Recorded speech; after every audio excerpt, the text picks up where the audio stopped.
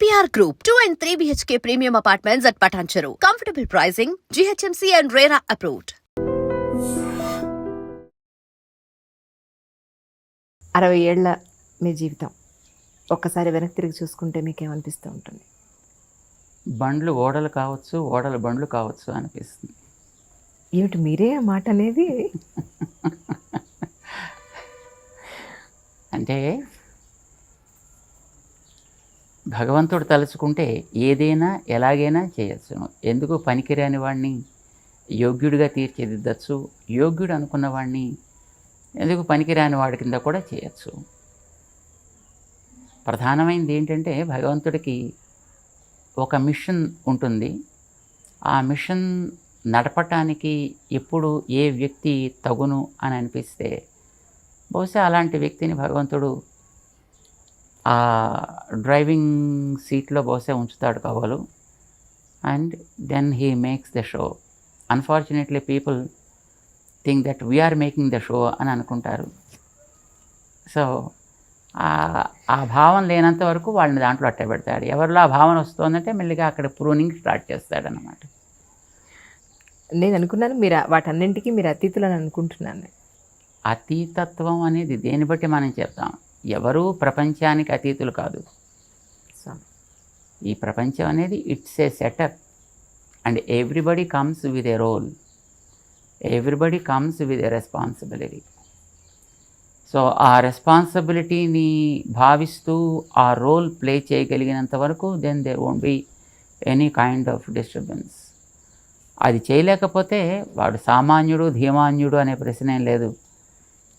ఆ చక్ర గతిలో మళ్ళీ కిందకి వెళ్ళిపోతుంటాడు, మళ్ళీ తర్వాత మళ్ళీ ఎప్పుడో పైకి తీసుకొస్తాడు. అది ఎవరైనా దీంట్లో అనుకూలంగా ప్రవర్తించాల్సిందే ఆ చక్రానికి. భగవద్గీతలో 3వ అధ్యాయంలో ఒక మాట అంటాడు ఆయన, ఏవం ప్రవర్తితం చక్రం నానువర్తయతి హయః. ఎవడైతే ఈ చక్ర గతిలో సాగేటటువంటి ఈ ప్రపంచపు వ్యవస్థలో ఇమడడో వాడు బతకడం వ్యర్థము అని అంటాడు ఆయన. అఘాయు ఇంద్రియారామ మోఘం పార్థ సజీవతి. అంటే వాడు వ్యర్థంగా బతుకుతున్నాడు, పాపాన్ని పెంచుకుంటూ బతుకుతున్నాడు అని చెప్తాడు ఆయన. సో వాడు ఒక సాధువు అయినా, ఒక సన్యాసి అయినా, ఒక గృహస్థు అయినా, ఒక రాజకీయ నేత అయినా, ఒక వ్యాపారి అయినా, వ్యవసాయదారుడైనా, అంటే ఎవరైనప్పటికీ కూడా ప్రపంచానికంటూ ఒక వ్యవస్థ ఉంది. ఆ వ్యవస్థకి కట్టుబడి బ్రతకడం అనేటటువంటిది ఎవరికైనా అవసరం. ఒక్కొక్కరు దాన్ని సామాన్యంగా సాగుతూ పోతుంటారు, ఒక్కొక్కరు దాన్ని సమర్థవంతం చేయడానికి ప్రయత్నం చేస్తారు, ఒక్కొక్కరు మిగతా వాళ్ళని దాంట్లో ఇమిడి నడవగలిగేటట్లుగా తోడ్పడుతుంటారు. So there are people, some follow, some inspire, some motivate, play different roles. But the purpose, ఈ పుట్టుక గిట్టుట అనే చక్రం కలిగినటువంటి ప్రపంచం ఉంది కదా, దాన్ని సమర్థవంతంగా సవ్యంగా ఉండేట్టుగా చూడడం అనేటటువంటిది అల్టిమేట్ పర్పస్. ఓకేనా? అంటే మీ ఉద్దేశ ప్రకారం ఈ కలియుగంలో ప్రపంచం ఈ మాత్రమే నడుస్తుందంటే కారణం ఏమై ఉంటుందంటారు? లేదు కలియుగం ఇలా చెడిపోయింది అనడానికి కారణం ఏమై ఉంటుందంటారు? ఇలా చెడిపోయింది అనడానికి కారణం మనం చేసేటటువంటి ఆశలు, మనలో కలిగేటటువంటి స్థాయికి మించినటువంటి ఆశలు, అత్యాశలు అంటాం కదా. సో అవి కారణం ఇలా చెడిపోవడానికి కారణం. అంటే ఒక గ్లాస్ యొక్క కెపాసిటీ సే 1 లీటర్ అనుకోండి, నేను దాంట్లో 5 లీటర్స్ నింపాలి అని కోరిక కలిగితే then we lose a lot. It's not that glass cannot contain, but we lose a lot. Means a glass contains 1 litre, so 1 litre will be there in the glass, but rest of the 4 litres goes waste. So అట్లానే ప్రపంచంలో ఈవేళ మనం చెడు చూస్తున్నాం అని అనగానే మనిషికి ఉండేటువంటి ఆశలు హద్దు దాటి పెరగడంతో రకరకాలుగా తక్కువ శ్రమతోటి ఎక్కువ లాభాన్ని పొందే ప్రయత్నాలు, దానివల్ల అనర్థాలు. ఇప్పుడు 1 కిలో పండాల్సినటువంటి ఒక కాయని, ఒక నేలని 100 కిలోలు పండడానికి మనం తయారు చేసినప్పుడు డెఫినెట్లీ దాంట్లో ఉండేటటువంటి క్వాలిటీ సూపర్ఫిషియల్గా మనకి బాగున్నట్టు అనిపించిన, బట్ అల్టిమేట్లీ ఒక కాలానికి ఇమ్మీడియట్గా తెలియదు అది. ఇప్పుడు మనం హైబ్రిడీస్ చేసి పండించే పంటల యొక్క ఫలితాలను ఇప్పుడు మనం చూస్తున్నాం. అవి వ్యక్తిలో ఉండేటువంటి సారాన్ని తగ్గిస్తున్నాయి. ఇప్పుడు మేము ఎప్పుడూ ఒక లాజిక్ చెప్తూ ఉంటాం. ఒక దుంప ఇదివరకు మన వాళ్ళు కోసి తెస్తే మూట కట్టి అటక మీద 6 నెలలు పెట్టేవారు. ఏవి దొరకనప్పుడు దాన్ని తీసి వాడేవారు. 6 నెలల్లో అది బాగానే ఉండేది, కొంతవరకు అది పండేది. ఇప్పుడు మన కెమికల్స్, ఇతరమైనటువంటి ప్రాసెసెస్ ద్వారా ఒక దుంప పండాల్సినటువంటి చోట్ల 100 దుంపల్ని మనం పండిస్తున్నాం.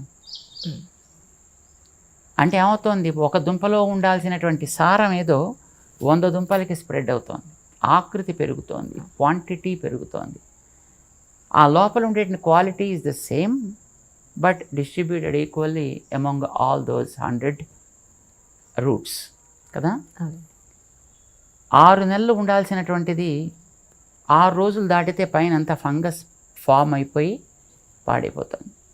ఇదివరకు అది ఎండేది, ఇప్పుడు ఇది కుళ్ళిపోతుంది. తేడా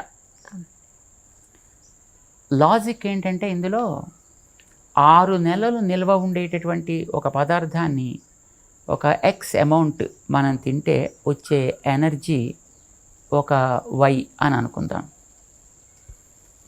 ఇప్పుడు 6 రోజుల్లో పాడైపోయేటటువంటి దాన్ని మనం తింటే వచ్చే ఎనర్జీ కంపారిటివ్లీ ఎంత, రైట్? ఇప్పుడు ఏమవుతుంది, ఇప్పుడు మీరు ఇంత ఉండాల్సిన దుంపని మీరు ఇంత చేస్తున్నారు కనుక ఆ దానివల్ల బాడీస్ కూడా ఇంత అవుతాయి. But ultimately the result would be, అది 6 నెలలు ఉండేది, ఇది 6 రోజుల్లో దాంట్లో ఉండేటటువంటి సారం పోతుంది. అది డ్రై అయ్యి మామూలుగా ఉండేది, ఇది కుళ్ళిపోయి దుర్వాసన వస్తుంది. So that is how the human race is now probably what you call is progressing. ఇది చెడ్డానికి. రైట్? ఇహ కలియుగం ఇంతొచ్చినా ఇంకా బాగుండడానికి కారణం అనంటే, మనకి తెలియకపోయినా మహానుభావులైనటువంటి మన పూర్వులు, మన ఆచార్యులు, మన ఋషులు, వాళ్ళు వేసినటువంటి పునాదులు చాలా బలంగా వేశారు. చాలా వరకు అవి కాస్త దెబ్బ తిన్నప్పటికీ వాటి ప్రభావం ఇంకా కాస్తో కూస్తో ఉంది కనుక వ్యక్తులలో ఈ మాత్రమేనా మనం చేయకపోతే ఎట్లా అనే భావనతోటి చేసే కొందరు వ్యక్తుల యొక్క ప్రవృత్తి వల్ల సమాజంలో కాస్తో కూస్తో ఇంకా శాంతి, సుఖం, ధర్మము, మంచి, భయం, గౌరవము, వినయము, విధేయత ఇట్లాంటివి మనకి అక్కడక్కడ కనిపిస్తున్నాయి. స్వామి, 2000 సంవత్సరం రావడానికి ముందు 2000 సంవత్సరమే అంతమైపోతుంది ప్రపంచం అంతా అన్నారు. ఇప్పుడు 2000 సంవత్సరం అయిపోయి ఆల్రెడీ మనం 19వ సంవత్సరంలో 2019లోకి వచ్చేసాం. అవును. సో మీ ఉద్దేశ ప్రకారం ఇది ఒక అపోహేనా? కలియుగం ఇన్ని సంవత్సరాలు ఉంటుంది, ఈ యుగం ఇన్నేళ్ళు, ఈ యుగం ఇన్నేళ్ళు అని మనం అనుకున్నట్టయితే అంటారు. యుగాలకి సంఖ్య ఉంది. ఇప్పుడు ఒక రోజుకి ఇన్ని గంటలు, ఇదివరకు దాని ఘడియలు, విఘడియలు అనేవారు. దానికి ఏదో ఒక క్రమం ఉంది. అనే తర్వాత మళ్ళీ అది సైకిల్ తిరుగుతూ మళ్ళీ సూర్యోదయం వస్తుంది, మళ్ళీ సూర్యాస్తమయం కూడా వస్తుంది. ఇది ఒక సైకిలిక్ ప్రాసెస్లో తిరుగుతూ ఉంటుంది. రోజులు కూడా అట్లానే తిరుగుతాయి, నెల తిరుగుతోంది, సంవత్సరం తిరుగుతోంది. సంవత్సరం తర్వాత మళ్ళీ మనం నేచర్లో we are able to observe the process repeated, right? So also యుగాల క్రమం కూడా అట్లానే ఉంది. ఇప్పుడు 4,32,000 సంవత్సరాలు అయితే కలియుగం అన్నారు. ఇంటూ 2 చేస్తే ద్వాపరం అన్నారు, ఇంటూ 3 చేస్తే త్రేత అన్నారు, ఇంటూ 4 చేస్తే కృత.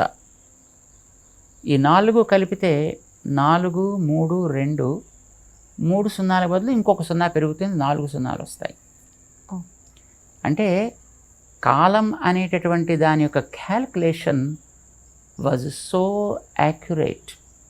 Nature is very accurate, wear man cannot handle are medal with it. Okay.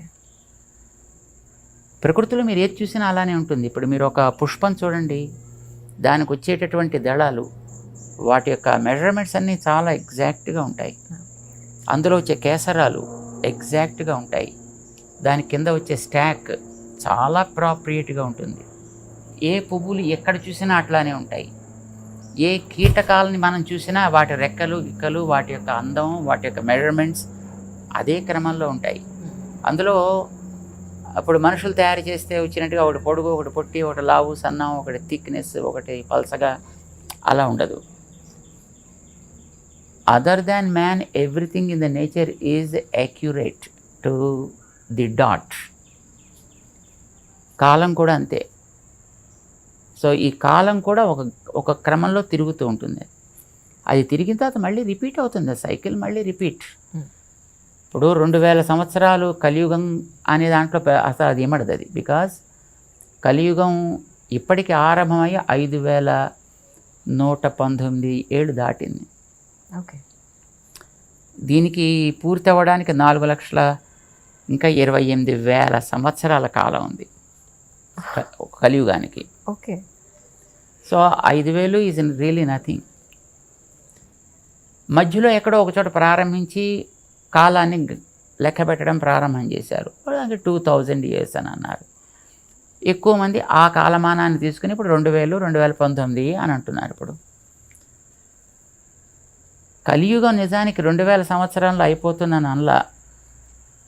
అప్పుడు అన్నది ఏంటంటే కంప్యూటర్ కనిపెట్టిన తర్వాత, ఓకే, 1980sలో బహుళ ప్రాచుర్యాన్ని అది అందుకున్న తర్వాత దాంట్లో ప్రోగ్రామ్ చేసినటువంటిది 2000 దాకా దాన్ని ప్రోగ్రామ్ చేశారు కనుక, ఓకే, సో దాన్ని Y2K అని దానికి ఒక పేరు పెట్టి, ఆ December 31st కాగానే ఇంకా తర్వాత అది ప్రోగ్రామ్స్ అన్నీ కూడా ఇంకా క్రాష్ అయిపోతాయి.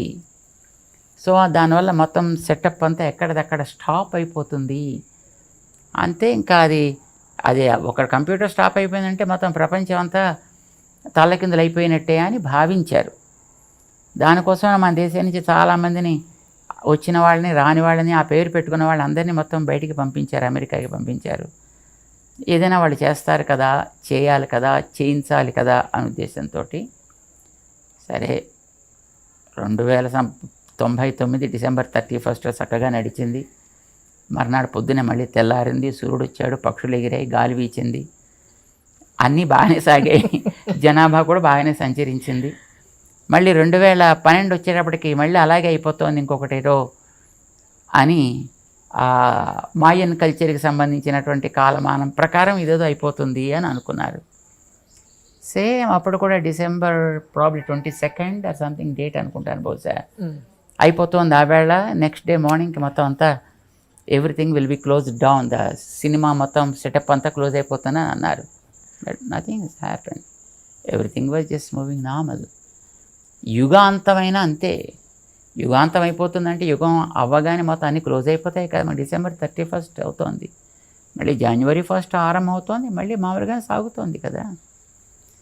సో యుగాలు పూర్తయినా, యుగాలు ఆరంభమైనా జరిగేటటువంటి మనిషి యొక్క గతి అనేది ఎప్పుడు సాగుతూనే ఉంటుంది.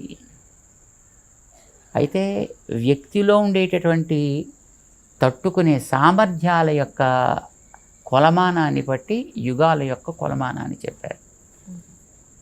వ్యక్తిలో తట్టుకునే శక్తి ఎంత ఉంటుంది, పనిచేసే శక్తి ఎలా ఉంటుంది. ఇప్పుడు శక్తి క్రమంగా తగ్గుతోంది, మనలో స్టామినా తగ్గుతోంది, ఓపిక తగ్గిపోతోంది. ఇప్పుడు మా చిన్నప్పుడు పాఠం ప్రారంభిస్తే 6 గంటల సేపు చెప్పేవారు ఆగకుండా ఒకటే పాఠాన్ని, అలా సాగుతూ ఉండేది. కూర్చునేవాళ్ళు, వినేవాళ్ళు, చెప్పేవాళ్ళు చెబుతూ ఉండేవారు, వినేవాళ్ళు వింటూ ఉండేవారు. ఇప్పుడు అలవాటు ఎలా చేశారంటే 45 నిమిషాలు దాటితే పీరియడ్ మారాలనగానే కొంతకాలం ఇది అలవాటు చేసేటప్పటికి 45 నిమిషాల తర్వాత వాడు సబ్జెక్ట్ మార్చకపోతే వీడికి ఏమిటో తల్లకిందులు అయిపోయి ప్రపంచం అంతా కూడా గిరగిరా తిరుగుతున్నట్టు అనిపిస్తుంది. ఇది మనిషికి మనం చేసేటటువంటి అలవాటుని బట్టి వాడి యొక్క బయలాజికల్ క్లాక్ ఏదో అంటారు దాన్ని, అది దాని తగ్గట్టుగా మారుతూ ఉంటుంది, అడ్జస్ట్ చేసుకుంటూ ఉంటుంది. చేత కాలం ఏమీ మారదు, కాలంగా సాగుతూ ఉంటుంది. మనలో ఉండేటటువంటి సామర్థ్యాలని మనం ఏ విధంగా అయితే ప్రిజర్వ్ చేసుకుంటామా, లేదు డైల్యూట్ చేసుకుంటామా, లేదా మార్చేసుకుంటామా. సో దాన్ని బట్టి ఒకటి కృతయుగం అన్నారు, ఒకటి త్రేత అన్నారు, ఒకటి ద్వాపరం అన్నారు, ఒకటి కలియుగం అన్నారు. మీకు చెప్పడానికి అభ్యంతరం అయితే వదిలేస్తాను, అభ్యంతరం లేకపోతే అడుగుతాను, మీరు ఆన్సర్ చెప్పాలని అనుకుంటే. చాలామంది స్వామీజీలు ఉన్నారు మన భారతదేశంలో. కొంతమంది ప్రజల దగ్గరికి పెడతారు, హగ్ చేసుకుంటారు, లిటరల్గా పొలిటికల్ వాళ్ళు వచ్చి ఇష్టమైన వాళ్ళు వచ్చినట్టు ముద్దులు పెడతారు. మీరు మాత్రం ఎవరిని ముట్టుకోరు, ఎందుకని? అది వ్యక్తిగతమైనటువంటి వారి ఇష్టాన్ని బట్టి ఉంటుంది కాబోలు. ఓకే. ప్రతి వ్యక్తికి ఒక పద్ధతి, ఒక నియమము ఉండాలి. అది తన యొక్క పరంపరకి తగ్గట్టుగా ఉండాలి. సన్యాసి అంటే సన్యాసి కూడా ఒక పరంపర ఉంటుంది. ఆ పరంపరకి తగ్గట్టుగా తాను ఉండాల్సినటువంటి బాధ్యత ఉంటుంది. ఆ పరంపర ఎలా ఉండాలి అనేది పూర్వులు ఆచరించినటువంటి విధానం ఉంటుంది. యథా తే తత్ర వర్తేరన్ తథా తత్ర వర్తేథాః, యథా తే తేషు వర్తేరన్ తథా తేషు వర్తేథాః. వేదం చెప్తోంది, నీ పూర్వులు ఇలాంటి సిచ్యువేషన్ ఎదురైనప్పుడు ఏ విధంగా ప్రవర్తించారో ఆ విధంగా నువ్వు ప్రవర్తించు. ఒక్కొక్క కార్యం చేసేటప్పుడు దానికి ముందు వెనకలు కూడా ఏవో కొన్ని ఉంటాయి. వాటిని వాళ్ళు ఏ విధంగా ఆచరించేవారో నువ్వు కూడా ఆ విధంగానే ఆచరించు. ఇది వేదం చేసినటువంటి అనుశాసనం. It's a command given by Vedas. So వేదాల్లో చెప్పిన దాన్ని ఆచరించేవాళ్ళు కొందరుంటారు, వైదికమైన పద్ధతిని ఫాలో అయ్యేవాళ్ళు కొందరుంటారు, స్వయంగా నిర్మించుకున్నటువంటి నియమాలను బట్టి ప్రవర్తించేటువంటి వాళ్ళు కొందరు ఉండొచ్చును. బట్ వాళ్ళ ఇష్టాన్ని బట్టి ఉంటుంది అది. మరి బహుశా మేము మా పెద్దవాళ్ళు ఎలా చేసేవారో అలా ఉండాలని అనుకునేవాళ్ళం కాబోలు, అందుకోసం మేము ఇలాగే ఉంటాం. అంటే మీ గురువుగారు ఇలాగే ఉండేవారండి? ఎస్, మేము మా ఆరాధన, మా కార్యక్రమాలు చేసేంతవరకు మేము ఒక పద్ధతి ప్రకారం ఉంటాం. అది అయిన తర్వాత మనం ఏదైనా బయట సామాజికమైన కార్యక్రమంలోకి వెళ్ళినప్పుడు అక్కడ సామాజికమైనటువంటి కార్యక్రమానికి ఎంతవరకు అవసరమో అంతవరకు మేము అక్కడ ఉంటాం. మీ గురువుగారు ఆఖరిగా మీకు చెప్పిన మాట ఏమిటి అంటే మీరేం చెప్తారు? మా గురువుగారు మాకు ఆఖరి మాట అంటూ అలాగేం చెప్పలా. ఎందుకంటే వారు ఒక సంకల్పం చేశారు, ఈ ధర్మాన్ని మనం ఇట్లా కొనసాగించాలి. ఆ కొనసాగించడంలో మనకిచ్చినటువంటి శక్తిని బట్టి మనం చేయాల్సిన పనులని మనం చేసుకుంటూ వెళ్ళాలి. అది చెయ్యాలంటే దానికి కావాల్సినటువంటి వెనకాతల మనకి పరికరం కావాలి, దానికి కావాల్సినటువంటి ఆధికారికత కావాలి మనకి. అంటే దానికి కావాల్సిన ప్రమాణాలు మన దగ్గర ఉండాలి, కార్యక్రమాన్ని మనం చేయాలి. దాన్ని సాధించడానికి గురుకుల వాసం చేయాలి, అక్కడ నేర్చుకోవాలి, అక్కడ చూడాలి, వాటిని కూడా మనం అవలంబించి ప్రాక్టీస్ చేయాలి. This is what my Guruji gave instructions to me and that's what we are trying to follow. దేశానికి, ముఖ్యంగా మన దేశానికి స్వామీజీల ఆవశ్యకత ఎంతవరకు ఉందని మీరు భావిస్తున్నారు? మన దేశానికి, ప్రపంచానికి అనే ప్రశ్నే లేదు. స్వామీజీలు అనంటే కాషాయం కట్టుకుని దండం పట్టుకుని తిరిగేవాళ్ళు అని మాత్రమే కాదు. అవసరమైనప్పుడు మంచిని చెప్పాల్సి వచ్చినప్పుడు మంచిని చెప్పాలి. ఎప్పుడైనా పరిపాలకుడైనా తన యొక్క క్రమాన్ని తప్పి ప్రవర్తిస్తే వానికి ఏది హితమో దాన్ని చెప్పాల్సిన బాధ్యత ఉంటుంది, ధర్మాన్ని ప్రేమించే వ్యక్తి అయితే. రాముడు, దశరథుడు లాంటి వాళ్ళు పరిపాలన చేసేటప్పుడు వశిష్ఠాదులు ఉండేవారు. వాళ్ళని పురోహితులు అని అనేవారు. పురోహితుడు అంటే తానుండేటటువంటి ప్రాంతానికి, రాజ్యానికి హితాన్ని చేసేవాడు అని అర్థం. పురమునకు హితమును చేయువాడు అని అర్థం. వీళ్ళు రాజుల దగ్గర ఉంటుండేవారు. రాజులు పరిపాలన చేసేవారు. ఎప్పుడైనా ఒకసారి రాజు కనుక చేయాల్సిన పాలనలో తప్పుడు నిర్ణయాలు చేస్తే వెంటనే వీరి పక్కన ఉండి అది తగదు, స్టాప్ ఇట్ అని చెప్పగలిగేవారు. వాళ్ళకంటూ ప్రత్యేకమైనటువంటి అవసరాలు ఏమీ ఉండేవి కావు. పక్షపాతాలు అంతకంటేనూ ఉండేవి కాదు. రాజు దగ్గరైనా మొహమాటాలు ఎప్పుడూ ఉండేవి కాదు. చెప్పవలసినటువంటి హితాన్ని చెప్పాల్సి వచ్చినప్పుడు నిర్మొహమాటంగానే చెప్పేవారు. మంచి చేసినప్పుడు ప్రశంస కూడా అంత నిర్మొహమాటంగానూ ఇవ్వగలిగేవారు. అందుకోసమని ఎప్పుడైనా నిర్ణయం చేయాల్సి వస్తే వాళ్ళు వీళ్ళ యొక్క సలహా సంప్రదింపులు జరిపి నిర్ణయాలు చేసేవారు ధార్మికమైనటువంటి విషయాల్లోకి వచ్చినప్పుడు. మిగతా విషయాల్లో వాళ్ళకి అనుభవం ఉంటుంది కనుక వాళ్ళు వాటిని సాధించగలుగుతారు. కానీ ధార్మిక విషయాల దగ్గరికి వచ్చేటప్పటికి కొన్ని వాళ్ళకి అధ్యయనం చేసే అవకాశం ఉండదు. బికాజ్ లౌకికమైనటువంటి పరిపాలన విధానంలో వాళ్ళు ఉండేటప్పుడు ధార్మిక గ్రంథాలని చదివేంత అవకాశం వాళ్ళకి ఉండదు కనుక అలాంటి విషయాల్లో కావాల్సినటువంటి సలహాలు, సంప్రదింపులు వీళ్ళు ఇచ్చేవారు. అసలు ఏ వ్యక్తికి అన్నిటినీ మాస్టర్ చేయడం అనేటువంటి అసాధ్యం కదా. వాడు రాజు కావచ్చు, ధార్మికుడు కావచ్చు, మరొకడు కావచ్చు. కొన్ని విషయాల్లో వాళ్ళు తప్పనిసరిగా సమర్థత కలిగి ఉంటాడు. వాడి సబ్జెక్టులో వాడు సమర్థత కలిగి ఉంటాడు కనుక తన సబ్జెక్టుకి సంబంధించిన విషయాల్లో ఎప్పుడైనా ఒకవేళ పరిపాలకుడైనా హద్దు మీరి ప్రవర్తిస్తే, లేదు చేయాల్సింది వాడు చెయ్యలేకపోతుంటే వాడి చేత అది చేయించడం, వాడు హద్దు మీరినప్పుడు జాగ్రత్త, అది చెయ్యడానికి తగదు అని శాసించేనా వాళ్ళని ఆపగలిగేటటువంటి స్థితి కూడా ఉంటుండేది. అది ఆనాడు వశిష్ఠాదులు వాళ్ళు పురోహితులు అనే పేరుతో ఉండేవాడు. అయితే దురదృష్టం కొద్ది ఆ పురోహిత అనే పేరు ఇప్పుడు ఈవేళ మరొక రకంగా వాడుతున్నారు. కానీ ఎప్పుడైనా సాధువులు కానీ, సన్యాసులు కానీ, స్వాములు కానీ, పండితులు కానీ, జ్ఞానులు కానీ, the whole and sole responsibility of these people is to follow, of course, the doctrines that are laid down by the elders, teach them to the generation, and prepare the people who are able to take proper care in the society in general. అంటే రాజులకే కాదు కదా, సామాన్య ప్రజల్లో కూడా అలాంటి వాటిని చెప్పాల్సిన అవసరం ఉంటుంది కదా. వాళ్ళని కూడా ఆ మార్గంలో పెట్టాల్సిన బాధ్యత వాళ్ళకు ఉంటుంది కదా. వాళ్ళలో కూడా ఒక రకమైన అవగాహన తీసుకురావాల్సిన బాధ్యత కూడా వాళ్ళకు ఉంటుంది. అంచేత సామాన్యుల కోసం చెప్పడానికి కావాల్సిన శిష్యవర్గాన్ని తయారు చేసేవారు. వాళ్ళల్లో అప్పుడప్పుడు కొందరు రాజాశ్రయాన్ని చేసి రాజులకు కూడా మార్గదర్శనం చేయగలిగేట్లుగా ఉంటుండేవారు. ఎప్పుడెప్పుడు ఎవరికి ఏ సలహా సంప్రదింపులు కావాల్సి వచ్చినా ఇవ్వడానికి అందుబాటులో మాత్రమే వాళ్ళు ఉండేవారు.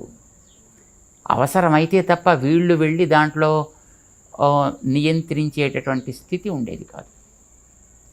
వాళ్ళు కూడా తమ బాధ్యతను గుర్తించి ఆ రకమైనటువంటి సలహా సంప్రదింపులు తీసుకుంటూ ఉండేవారు అలాంటి విషయాలకు వచ్చినప్పుడు.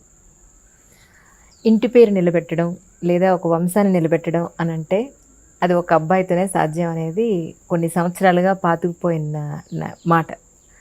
మరి మీ విషయంలో మీ తల్లిదండ్రులకు మీరు వంశాన్ని నిలబెట్టారని అనుకుంటే మరి మీ వంశాన్ని మీరు మరి ఇప్పుడు మీ సన్యాసాశ్రమంలో అది ఎలా వీలవుతుంది? మరి మీ తదనంతరం మీ వంశాన్ని నిలబెట్టాలి అని మీకు ఎప్పుడు అనిపించలేదా? వంశము అనేటటువంటిది ఒక్క వ్యక్తి వల్ల ఎప్పుడు నిలబడదు. అబ్బాయి వల్లనే నిలబడుతుంది అనే నియమం కూడా ఏమీ లేదు.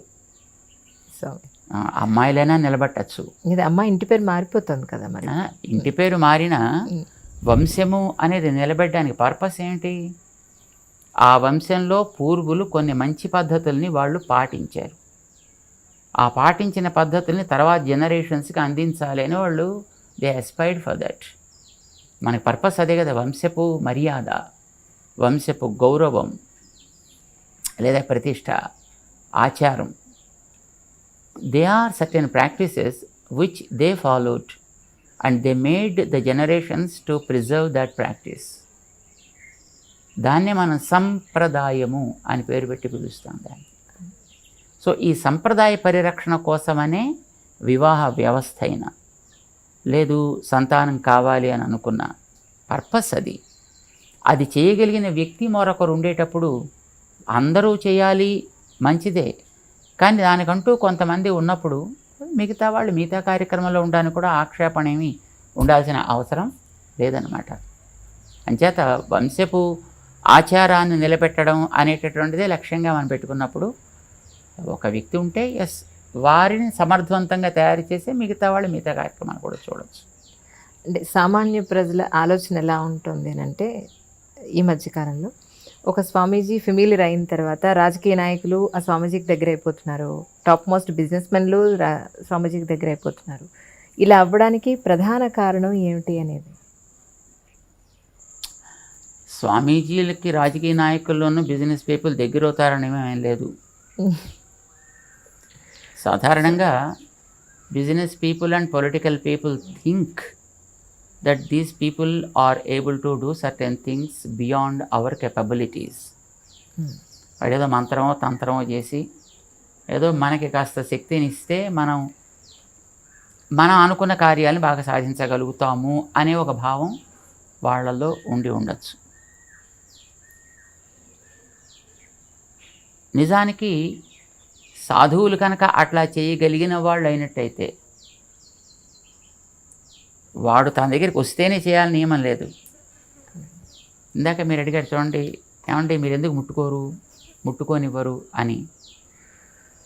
సే ఒక ఫ్యాన్ తిరుగుతోంది అని అనుకోండి, what you expect out of that?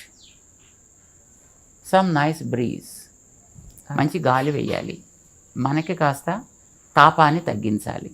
So దీన్ని మనం కోరుకునేది ఫ్యాన్ నుంచి. అది నిజంగా ఫ్యానే అయినట్టయితే, అది నిజంగా తిరగగలిగిందే అయితే దాని వెళ్ళి నువ్వు పట్టుకోవాల్సిన అవసరం లేదు, అది నిన్ను పట్టుకోవాల్సిన అవసరం అంతకంటే లేదు.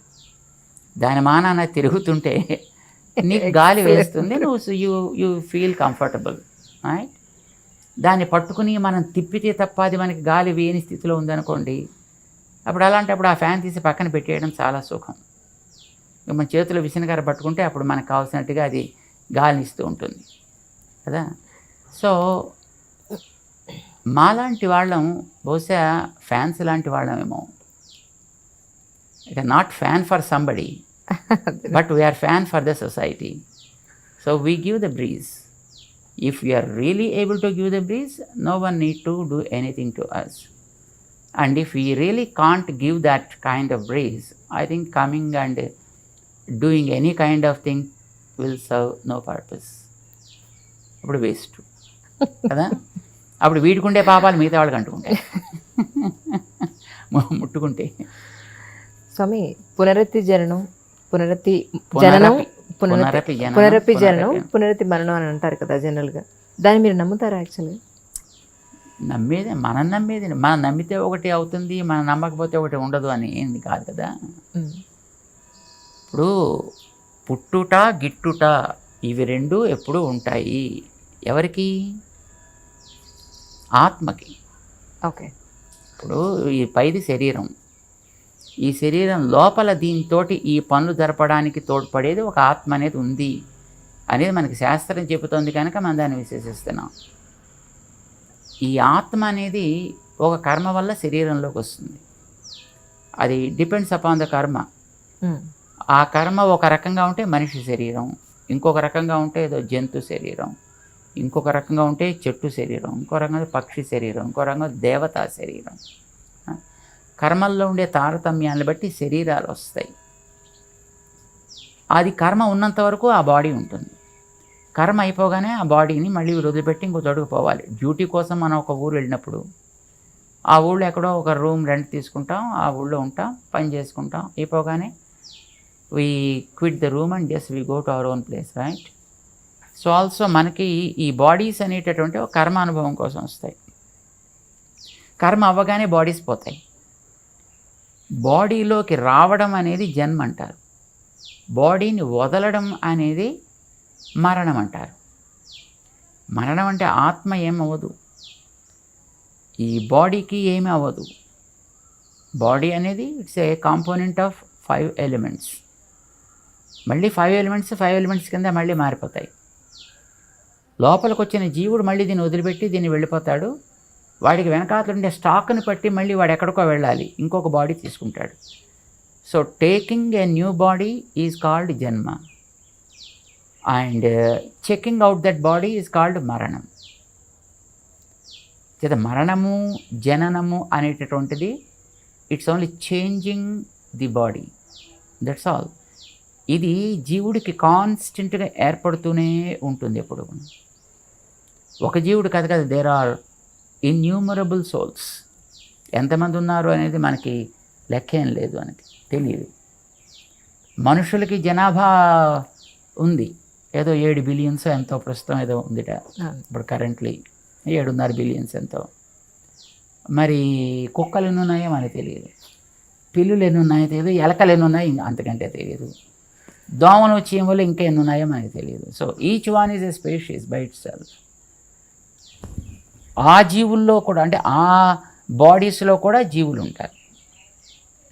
మనకి తెలియని ఎన్ని రకాల జీవరాశులు ఉన్నాయో ఇంకా తెలియదు. ఇప్పుడు మనకి భూమి మీద కనిపించే జీవరాశులకి బోళ్ళని రెట్ల జీవరాశులు జలంలో ఉన్నాయి, under the waters, right? So అవన్నీ కూడా జీవరాశులే, అవన్నీ కూడా జీవులే. సో ఈ జీవులన్నిటికీ కూడా మళ్ళీ కొత్త బాడీ వస్తే జన్మ, పాత బాడీ ఆ ఉన్న బాడీని వదిలేస్తే మరణము అని అంటాం.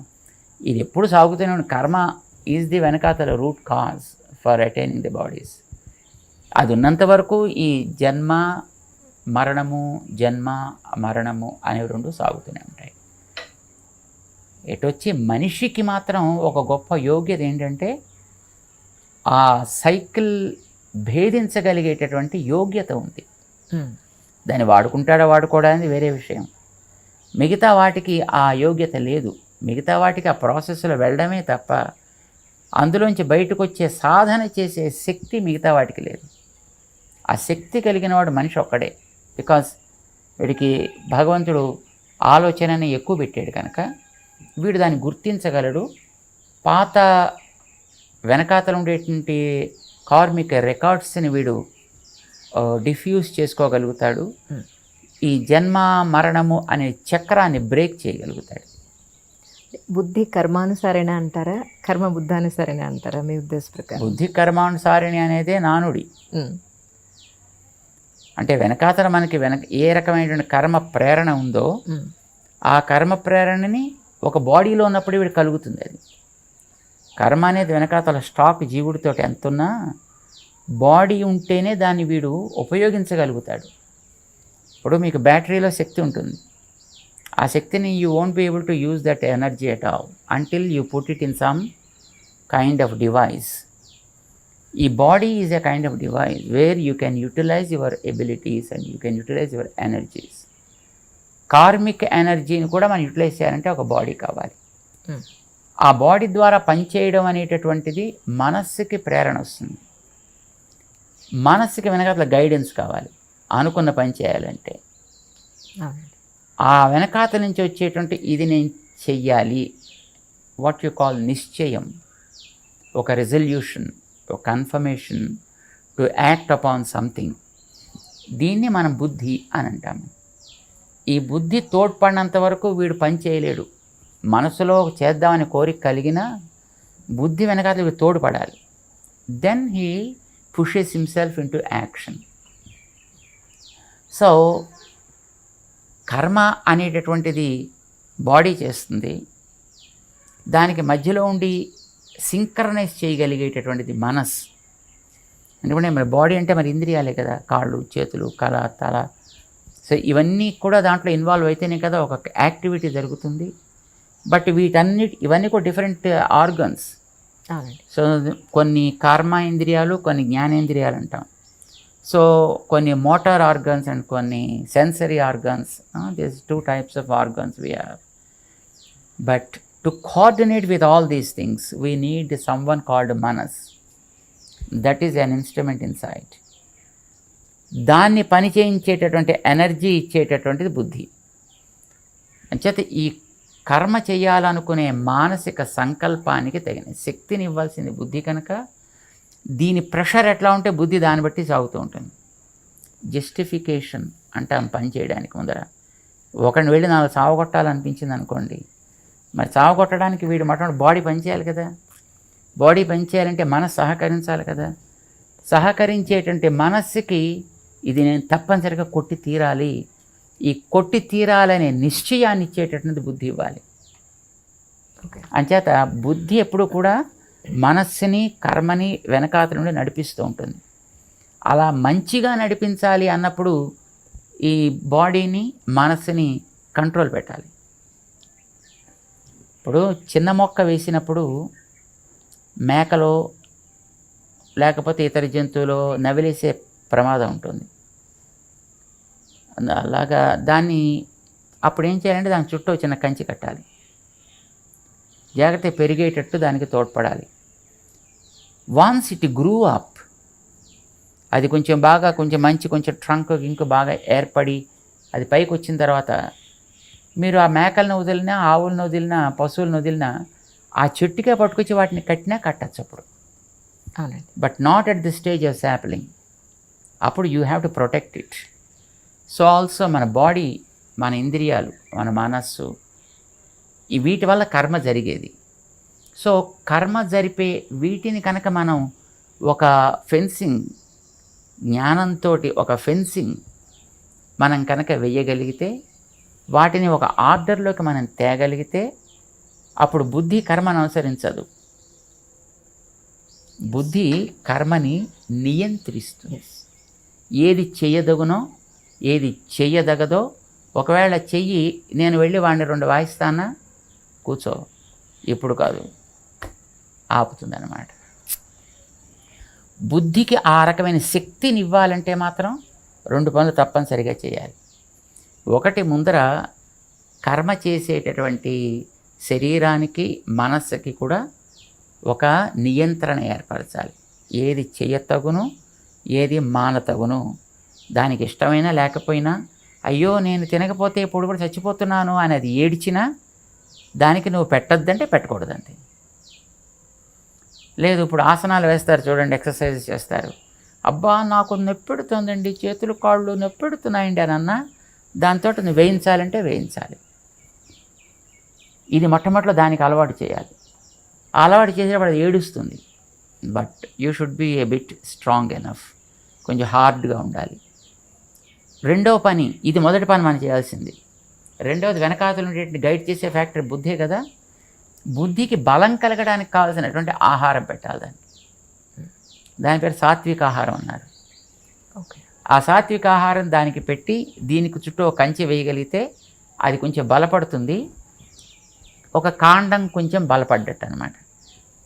కాండం కాస్త బలపడ్డ తర్వాత మీరు హాయిగా ఆవును పట్టుకొచ్చి ఆ చెట్టుకే కట్టేయండి, దట్స్ ఓకే, ఏం అవ్వదు. అప్పుడు దానికి చెట్టుకి నష్టం ఏం లేదు. ఆవుని అక్కడ అది ఆపగలుగుతుంది. ఆవు దాన్ని తినేసి పాడు చేసే ప్రశ్న కూడా అప్పుడు ఏర్పడదు. సో అంచేత బుద్ధి కర్మానుసారిణియే మామూలు విషయంలో. సాధన చేస్తే అప్పుడు కర్మని కూడా బుద్ధి నియంత్రించేది అవుతుంది. Exactly, perfect. స్వామి, భూమి ఒక గ్రహం అని అనుకుంటే భూమి కూడా తిరుగుతూ ఉంటుంది గుండ్రంగా అని అనుకున్నప్పుడు వాస్తు అనేది ఒక అబద్ధం అని కొంతమంది అది అతివాదులండి, ఛాందస్వాదులండి కొంతమంది వాదిస్తూ ఉన్నారు. Right right. మీ ఉద్దేశ ప్రకారం వాస్తు అనేది నిజంగా ఉందంటారా లేదంటారా? Vastu is a science, it's a science by itself. ఇప్పుడు సైన్స్ని మనం సైన్స్గా తీసుకుని ఎంతవరకు మనం దానివల్ల లాభపడవచ్చునో అంతవరకు మనం లాభపడడం అనేది మంచిది, బుద్ధిమంతుడి పని. దాన్ని తీవ్రంగా తీసుకుని చేస్తే దానివల్ల కూడా ఉపద్రవాలు వస్తాయి. So Vastu is a science where you can make a better living, better living physical, better living mentally, better living intellectually, better living emotionally. That is yes. all about the Vastu. So if you are able to follow certain rules and regulations where you have to get the wind, where you have to get the light, where you have to see the water is stored, where you have to see that water lets out from the house, and how you can keep the home neat and clean, from all sorts of things around.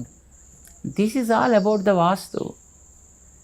అయితే a few factors we are able to see physically, అవునండి. but many factors we won't be able to. Yes. So what we call as this Vastu as a science or as a doctrine took even those things into consideration and then laid certain rules and regulations, make it like this. ఏదో ఇటు పక్కన ద్వారం పెట్టుకోండి, ఇటు పక్కన close చేసుకోండి, ఇటు పక్కన బరువు పెట్టుకోండి, ఇటు పక్కన తేలిగ్గా ఉంచండి. దాన్ని దుర్వినియోగం చేసి ఎక్స్ప్లాయిట్ చేసి తద్వారా జీవించాలనుకునేటువంటి వాళ్ళు కొందరు ఉండొచ్చు. అంత మాత్రం చేత we need not say that science it self is wrong అని చెప్పలేము అనమాట. It's a science by it self, it's a good thing. Yoga మీరు చాలా బాగా ఆసనాలు వేస్తారని చెప్పాను, విన్నాను. నిజమేనండి? యోగా చాలా బాగా ఎవరైనా వేయాల్సిందే కదా ఆరోగ్యంగా ఉండాలంటే. కొంతమంది తింటూ యోగా చేస్తారు, కొంతమంది తినకుండా యోగా చేస్తారు. వాళ్ళ యోగాని బట్టి ఉంటుంది. ఇప్పుడు రాళ్ళు కొట్టే వ్యక్తి ఉన్నాడు అనుకోండి రోడ్డు మీద, స్వామి. పొద్దున్నే ఏదో 2 మెతుకులు వేసుకుంటాడు, వెళ్ళి పొద్దుంచి కొడుతూనే ఉంటాడు. వాడికి తగినటువంటి శారీరకమైనటువంటి పరిశ్రమ కూడా అక్కడ ఏర్పడింది.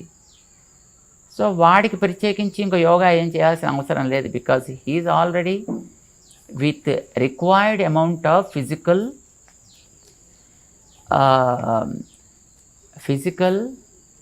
what you call it is a exercise, right? So ఎవరికైతే ఆ రకమైనటువంటి శారీరక పరిశ్రమ లేదో వాడు కొంచెం శారీరకంగా పరిశ్రమ కోసం కొన్ని రకాల యోగా చేయాల్సి వస్తుంది. బియాండ్ దట్ మానసికమైనటువంటి ఒక నిలకడ కావాలి అని అనుకున్నప్పుడు దాని మీద కూడా కొంత మనం దృష్టి పెట్టాల్సి వస్తుంది. మన దేహానికి సంబంధించినటువంటి వాయు సంచారాన్ని మనం కంట్రోల్ చేసుకోవడం ద్వారా, మన ఆలోచనల్ని మనం కంట్రోల్ చేసుకోవడం ద్వారా, మన ఎమోషన్స్ని మనం కంట్రోల్ చేసుకోవడం ద్వారా మనం కొన్ని సాధించవచ్చు. లేదు మనం చేయాల్సిన పనులను బాగా చేసుకోగలగచ్చు. Yoga is a nice way of dealing with the body. In a way you can synchronize these things, you can synchronize the breathing ability, you can make your emotions controlled, you can make your mind think properly. So ఆ విధంగా చేస్తారు మీరు. స్వామి, భూమి మీద ఎన్నో రకాలైన పుట్టుకలు, ఎన్నో రకాలైన చావులు. అసలు పొద్దున్న లేచి చూస్తే అయ్యో ఇలా కూడా మనుషులు చచ్చిపోతారా అన్నట్టుగా ఉంది. అంటే ఎందుకని అసలు మనుషులందరూ ఒకటే అనుకున్నప్పుడు, పుట్టుక ఒకటే చావు ఒకటే అనుకున్నప్పుడు, అందులో కూడా ఇన్ని రకాల పుట్టుకలు ఇన్ని రకాల చావులు ఎందుకని అనుకుంటున్నారు మీ ఉద్దేశ ప్రకారం? ఇప్పుడు దీనికి 2 రకాలుగా ఆన్సర్. ఒకటి కర్మని నమ్మిన వాడికి ఒక ఆన్సర్, కర్మ నమ్మకపోయిన వాడికి కూడా ఇంకొక ఆన్సర్. కర్మని నమ్మిన వాడి గురించి మొట్టమొదటి చెప్తాను, ఎందుకంటే మనం కర్మ సిద్ధాంతాన్ని నమ్మిన వాళ్ళం కనుక. ఒకడు తన జీవిత కాలంలో రకరకాలుగా క్రూరమైన పనులు చేస్తూ బతుకుతాడు. వాడు వీడిని పొడుస్తాడు, వాడిని పొడుస్తాడు, చంపుతాడు, జంతువుల్ని చంపుతాడు, తింటాడు, పచ్చి జంతువుల్ని తింటాడు, రకరకాలుగా. ఇలా జీవించిన వాడికి నెక్స్ట్ బర్త్ రావాలి కదా, మళ్ళీ వాడు కూడా నెక్స్ట్ బర్త్ వస్తుంది. ఎందుకు వస్తుందంటే, ఇప్పుడు ఒక గేట్ దగ్గర ఒక ప్యూని మనం పెట్టాం, ఏదో అవసరం వచ్చి ఆ ప్యూని మనం బయటికి పంపించాం అనుకోండి, ఆ పని మనమే కదా చేయాలి. అలాగే వీడు ఒక కోడిని చంపాడు అనుకోండి, మరి ఆ కోడిగా చేయాల్సిన పనులు దానికి కొన్ని ఉన్నాయి రెస్పాన్సిబిలిటీస్, వీడు దాన్ని ఆపేసాడు కనుక ఆ బతుకు మళ్ళీ వీడి చేయాలి. సో చేపని చంపాడు అనుకోండి, ఆ పనులు వీడు చేయాలి. ఒక ఈగను చంపాడు అనుకోండి, అవి వీడు చేయాలి. ఒక దోమను చంపాడు అనుకోండి, ఓ పందిని, ఓ మేకని, ఒక గొర్రెని, బర్రెని, వాట్ ఎవర్ ఇట్ ఈస్. ఇప్పుడు వీటన్నిటినీ వాడు చంపినప్పుడు అవన్నీ చేయాల్సిన పనులు వీడు చేయాలి కనుక వీడికి నెక్స్ట్ బర్త్లో వాటికి ఏవేవైతే ఎక్స్పీరియన్స్ చేయాల్సి ఉందో అవన్నీ వీడికి ఎక్స్పీరియన్స్కి వస్తాయి ఆటోమేటిక్గా, ఒకదాని తర్వాత ఒకటి. ఒక బర్త్లో రాకపోవచ్చు, maybe a few births, right. దాన్ని బట్టి వీడి యొక్క పుట్టుకలోనూ మార్పులు వస్తాయి. ఒక్కొక్కడు కుక్కలా పుడతాడు, ఒక్కొక్కడు చేపలా పుడతాడు, ఒక్కొక్కడు పందిలాగా పుడతాడు, ఒక్కొక్కడు పిల్లిలాగా పుడతాడు. ఆ పుట్టే ప్రాసెస్లో వీడు యాక్చువల్గా మనిషిగా పుట్టాల్సిన వాడు. మనిషిగా పుట్టాల్సిన కుక్కలా పుట్టాడు అనుకోండి, మరి దానిలో తేడా ఉంటుంది కదా. Different types of births. చాలామంది అంటుంటారు వీడికి ఉండే కర్మలు ఎన్ని రకాలు ఉంటాయో, కర్మని వీడు అనుభవించాలి. కర్మ ఎప్పుడూ కూడా కృతం కర్మ శుభ అశుభం అవశ్యం అనుభోక్తవ్యం. ఏది మనం ఒకసారి చేశామో దాన్ని ఎప్పుడో అప్పుడు తప్పకుండా అనుభవించి తీరవలే, ఎవడైనా కానివ్వండి. మరి అనుభవించడానికి బాడీయే కదా సాధనం. బాడీలోకి రావాలి, మళ్ళీ బాడీలోంచి వెళ్ళాలి. కనుక ఈ మధ్యలోనే వాడికి అనుభవించాల్సిన వాటన్నిటిని కూడా అనుభవింప చేయాలి కదా. కర్మల యొక్క తారతమ్యాన్ని బట్టి వీడి యొక్క పుట్టుకల్లో తారతమ్యాలు ఏర్పడతాయి, వీడి యొక్క పోకడలో తారతమ్యాలు ఏర్పడతాయి, వీడు సాగించే జీవితంలో కూడా తారతమ్యాలు ఏర్పడతాయి. ఇది కర్మని నమ్మిన వాడి సంగతి. కర్మని నమ్మలేదనుకోండి, అలాంటప్పుడు ఇందాక మేము చెప్పాను చూసారా, లాజిక్. ఒకడినెవడో వీడు ఏదో చేశాడు, హింసించాడు, మరి హింసించిన దాని యొక్క ఫలితం వీడు పొందాలి కదా. అంచేత వీడికి వాడి హింసకి సంబంధించినటువంటి ఏ అనుభవం ఉంటుందో ఆ అనుభవం వీడికి ఇక్కడ రావాలి. కొంతమంది చెప్తుంటారు, అబ్బా నేను నిజంగా పుట్టినప్పటి నుంచి ఇప్పటిదాకా ఏం తప్పు చేయలేదండి, కానీ ఎందుకు వచ్చిందండి ఇలాంటిది. పాపం వాడండి అసలు ఎంత అమాయకుడండి, కానీ వాడికి ఎందుకండి ఇట్లాంటి బాధ వచ్చింది, వాడికి ఎందుకంటే ఇట్లాంటి రోగం వచ్చింది, వాడికి ఎందుకంటే ఇట్లాంటి చావు వచ్చింది, ఇలా అంటుంటారు. లాజిక్ మనం చూసినట్లయితే వీడింతకుముందు ఏం చేశాడని పాపం వాడికి తెలియదు. ఇప్పుడు మనం కార్యాన్ని బట్టి కారణాన్ని ఊహిస్తాం. ఇప్పుడు ఈవేళ త్రేన్పు వచ్చిందనుకోండి, దాంట్లో జీలకర్ర వాసన వేస్తే బహుశా నేను తిన దాంట్లో ఎక్కడో జీలకర్ర ఉంటుంది అని మనం ఊహిస్తాం మనం.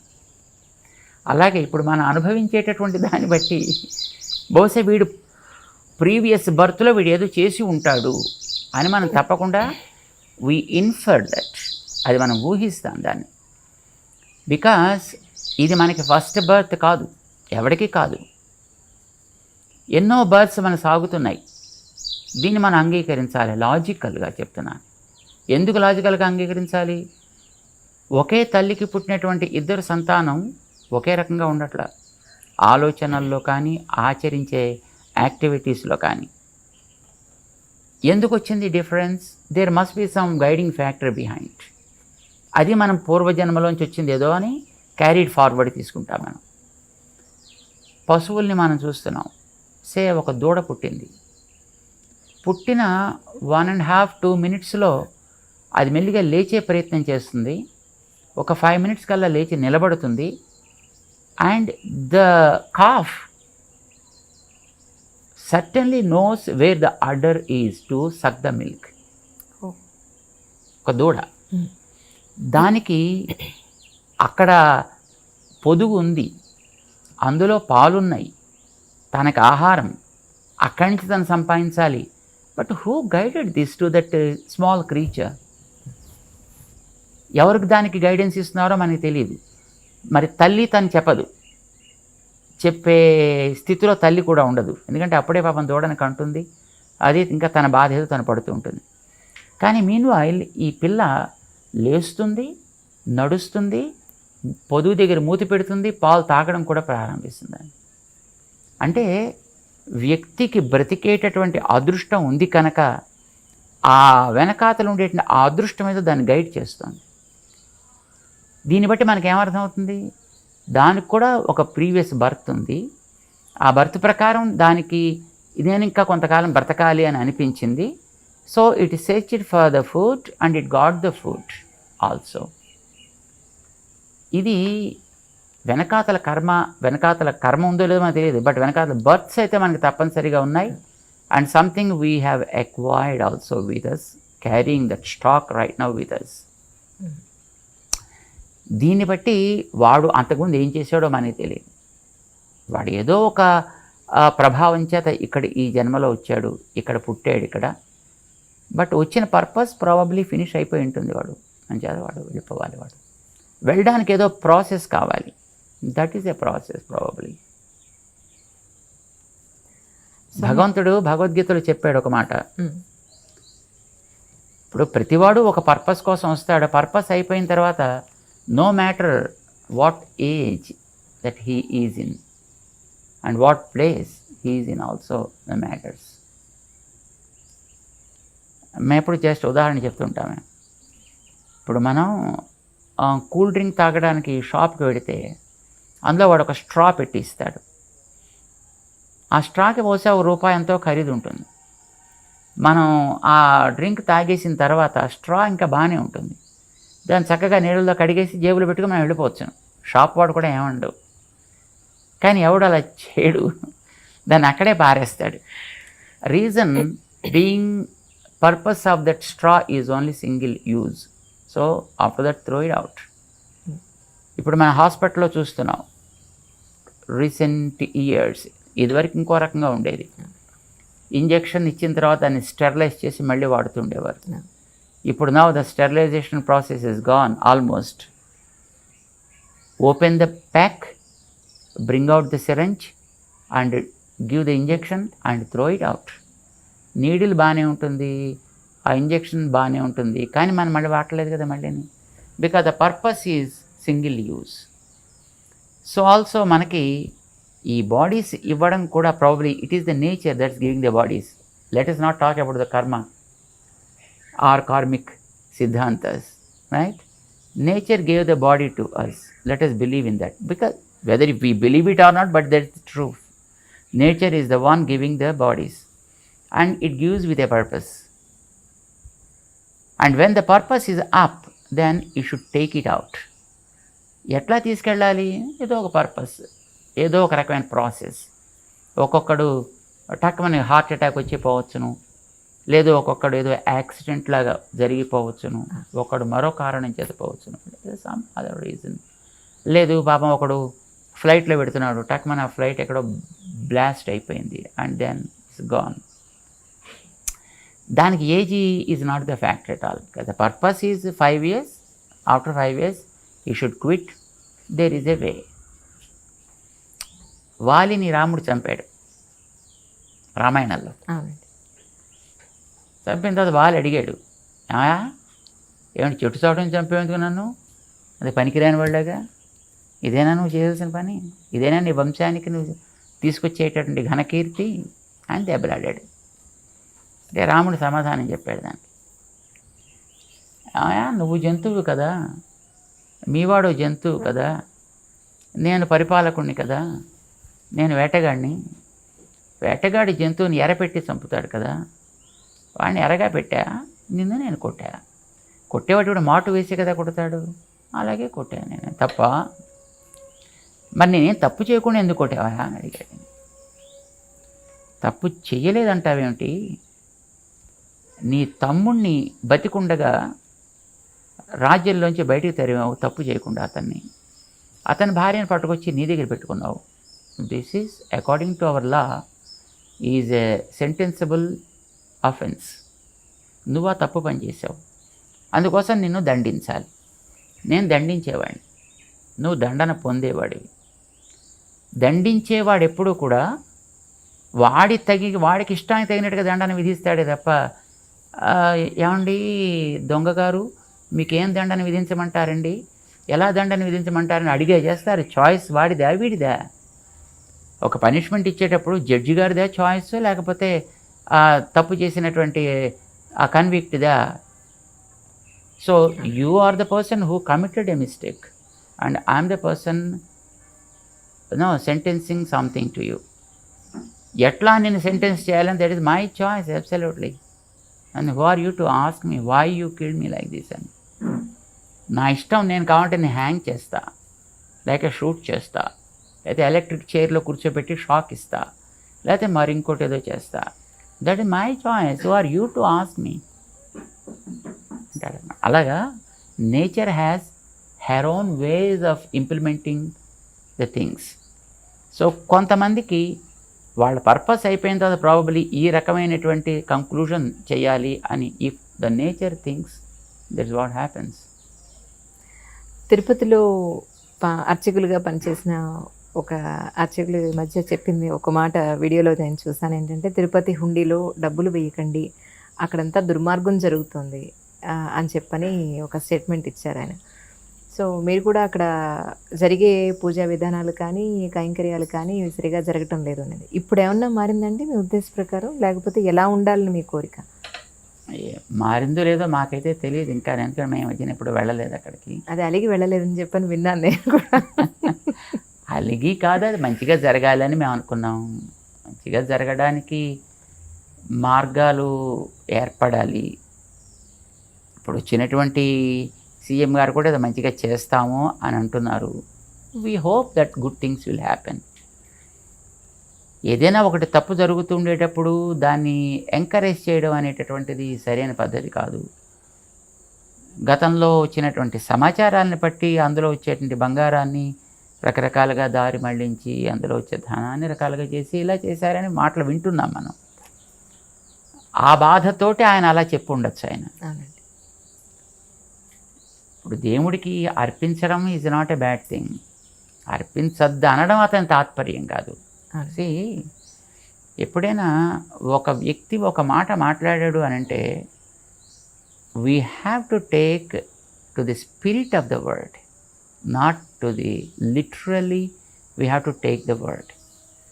పిల్లవాడి మీద అమ్మ జ్వరం వచ్చినప్పుడు నిర్బంధించి వాడైనా తింటానంటే అరే సస్తావరా తిను, కోపంతో అప్పుడప్పుడు అలా ఉంటుంది. అంటే అమ్మ ఉద్దేశం ఆ పిల్లవాడి ప్రాణం పోవాలనే, తినమనే, రెండు కాదు. So spirit of the word is very very important than the words used in the particular sentence. So at any point of time it is the spirit that should be taken. పాపం ఆయన చెప్పడంలో కూడా తాత్పర్యం ఏమై ఉండొచ్చు, దుర్వినియోగం అయిపోతుంది. ఇలాంటి దుర్వినియోగం అవ్వడానికి వేసే వాళ్ళందరూ యొక్క శ్రద్ధ, వాళ్ళు పాప విశ్వాసంతో వాళ్ళు వేస్తున్నారు తెలియక. అంచేత దాన్ని దుర్వినియోగం అవుతోంది కనుక దుర్వినియోగం కానివ్వద్దంటే మీరు వేయకుండా ఉంటే దాంట్లో దుర్వినియోగం అయ్యే అవకాశం ఉండదు కనుక అలా వేయొద్దని ఆయన అని ఉంటాడు. బట్ అతని అల్టిమేట్ మోటివ్ ఏమిటి, దుర్వినియోగాన్ని ఆపాలి అనేటటువంటిది అతని తాత్పర్యం. So let us take that the spirit of the word, let us take that. I think probably everybody appreciates also. ఏంటంటే ఇంతకుముందు ఆడవాళ్ళు ఇంటి బాధ్యతలు పిల్లల బాధ్యతలు తీసుకునేవాళ్ళు, ఇప్పుడు దాంతోపాటుగా ఉద్యోగాలు కూడా చేస్తున్నారు. అంటే చేయాల్సిన అవసరం ఉన్నవాళ్ళు కొంతమంది, ప్యాషన్ కోసం చేసేవాళ్ళు కొంతమంది, డబ్బు కోసం మాత్రమే చేసేవాళ్ళు కొంతమంది, ఇందులో కూడా చాలా రకాలు ఉన్నాయి. అయితే భగవంతుడు స్త్రీకి నెక్స్ట్ జనరేషన్ని బర్త్ ఇవ్వగలిగే ఒక గొప్ప అవకాశం కానీ, తల్లే మొదటి గురువు అనేటువంటి ఒక పరిస్థితి కానీ, ఇంట్లో ఉన్న వాళ్ళందరూ కడుపు నిండా భోంచేయాలన్నా, ఆరోగ్యంగా ఉండాలన్నా, ఎవరి పనుల్లో వాళ్ళు ఇన్ టైం వెళ్ళాలన్నా, మళ్ళీ ఇంటికి వచ్చే వాళ్ళ సంరక్షణ చూడాలన్నా, స్త్రీకి నెక్స్ట్ జనరేషన్కి సంబంధించిన వాళ్ళకు ఒక వయసు వచ్చేంత వరకు ఒక గొప్ప బాధ్యత ఇచ్చాడు.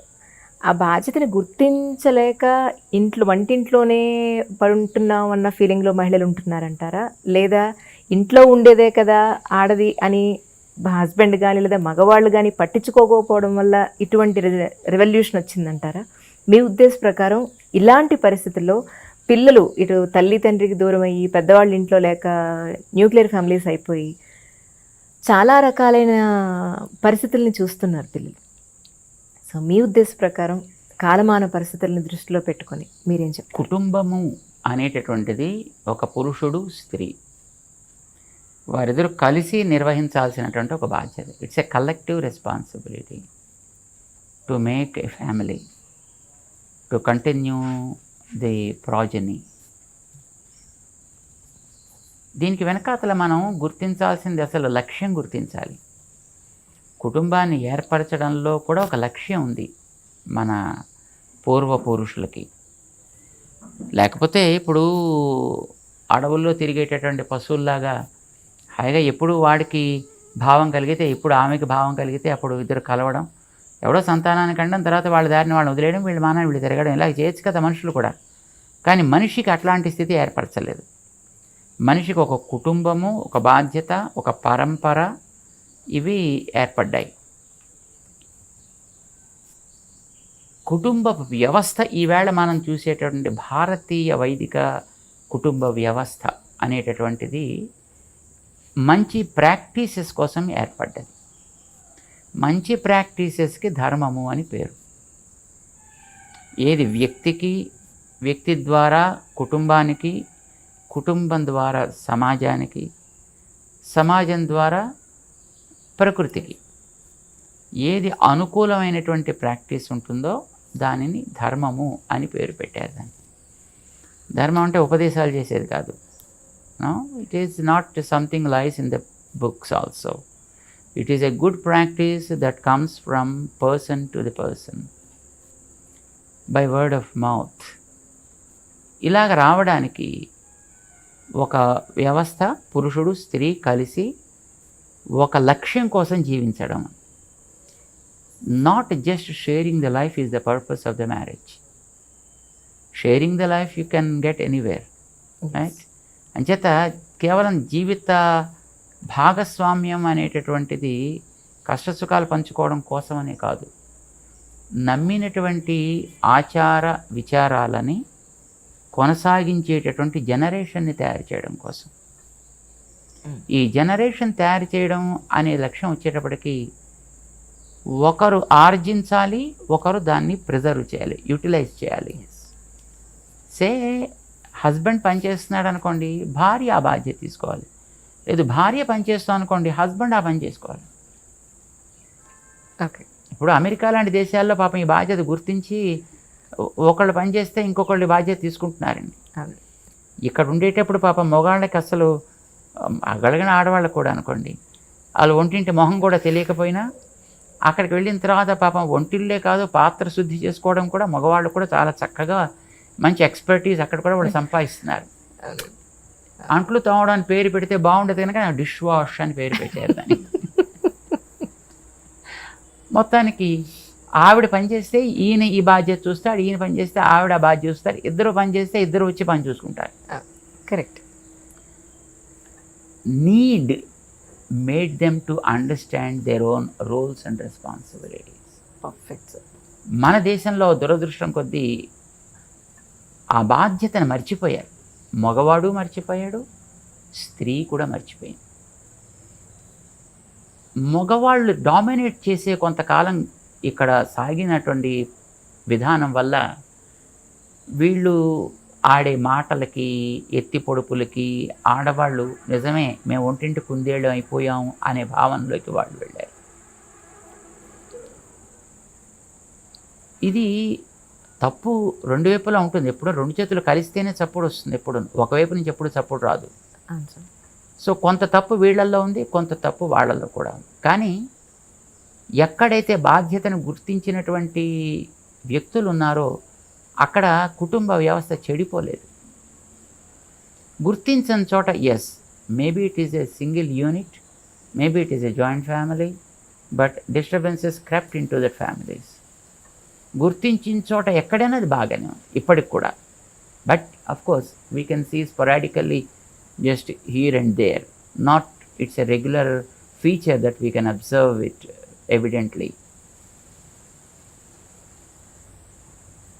కుటుంబంలో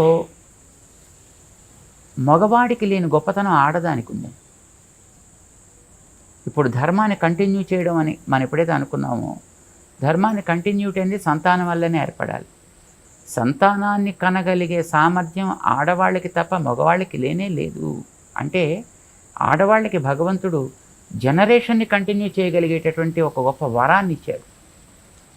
తన బాధ్యతని ఆడవాళ్ళ చేతులు పెట్టాడు, మగవాళ్ళ చేతులు పెట్టాల. సృష్టి చేసేటటువంటి ఘనకార్యాన్ని ఆడవాళ్ళ చేతిలో భగవంతుడు పెట్టాడు. మరి ఆ చేసినటువంటి సృష్టిని సమర్థవంతంగా తర్వాత జనరేషన్గా అందించాలి అని అంటే it needs a lot of things to be attended to.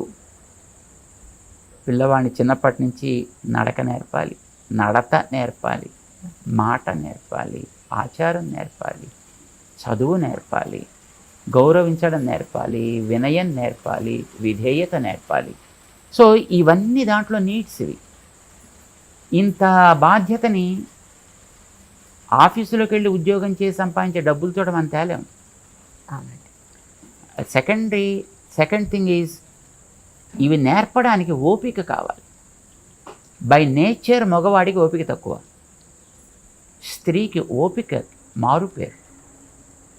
అందుకోసమని పిల్లల్ని కనడం సరే, అది వాళ్ళ మీద బాధ్యత కాదు, అది వాళ్ళకి ఇచ్చిన వరం, అది వాళ్ళకి మాత్రమే ఇచ్చిన వరం కనుక అది ఎలాగో వాళ్ళే చేయాలి. పెంచేటటువంటి ఓపిక కూడా మగవాళ్ళు లేదు కనుక ఆ బాధ్యతను కూడా వాళ్ళకే పెట్టారు. కానీ వాళ్ళు ఆ బాధ్యతలో ఉన్నారని వాళ్ళకి కావలసినటువంటి సౌకర్యాలు, వాళ్ళకి కావాల్సినటువంటి ప్రొటెక్షన్, వాళ్ళకి కావాల్సినటువంటి వనరుల సమీకరణ, ఇదంతా చేయడం మిగతా కుటుంబం యొక్క బాధ్యత. సో అందులో ఈ మిగతా సేకరించి ఇవ్వడం అనేటువంటిది సూపర్ఫిషియల్ యాక్టివిటీ. ఇట్స్ నథింగ్ పెద్ద రెస్పాన్సిబిలిటీ యాక్టివిటీ అయితే కాదు. ఇప్పుడు బిల్డింగ్ కట్టడం, స్కూల్ పెట్టడం, వ్యక్తుల్ని అపాయింట్ చేయడం, డబ్బులు ఇవ్వడం, ఇది అయితే సూపర్ఫిషియల్ యాక్టివిటీ. అందులోకి వచ్చిన పిల్లవాడిని తయారు చేయడం is a more responsible activity. అది టీచర్ లోపల చేస్తాడు ఆ పని.